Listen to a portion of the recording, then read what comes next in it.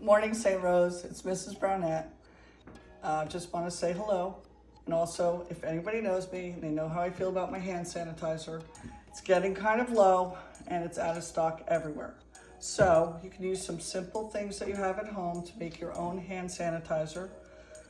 Aloe gel, aloe vera.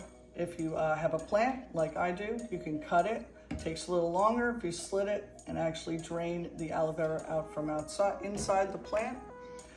If you are a beach person and you get a little suntan, everyone should have some aloe vera around the house.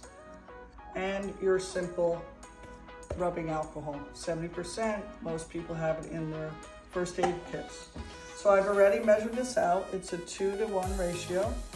We have 1/3 of a cup of rubbing alcohol, 2/3 aloe vera.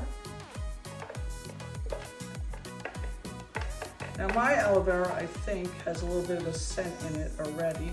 That's why it has the color to it. If you have clear, some are ready, or green. If you want a scent to it, you can put any oils in it, essential oils. This is tea tree oil if you'd like to use that.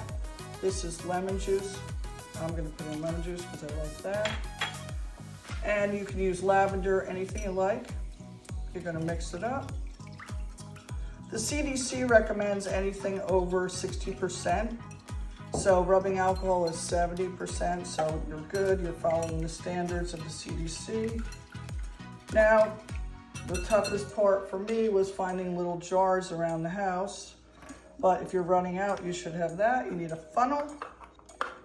Oh no, my funnel's gonna be too big. Or you're gonna have to do, that's what we're gonna have to do.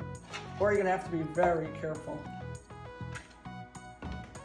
See, it's hard finding jars. Or the other thing you can use is your hand soap. From when your hand soap runs out in the bathroom, use that because then you could pump it like that. So I'm just gonna pour it in, try to be a little careful.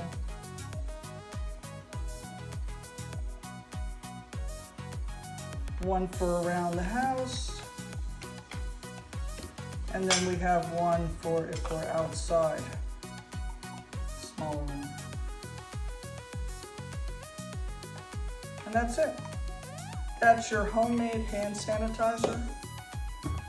Thanks. Have a great day, everyone. Miss you. Can't wait to get back to school. Bye.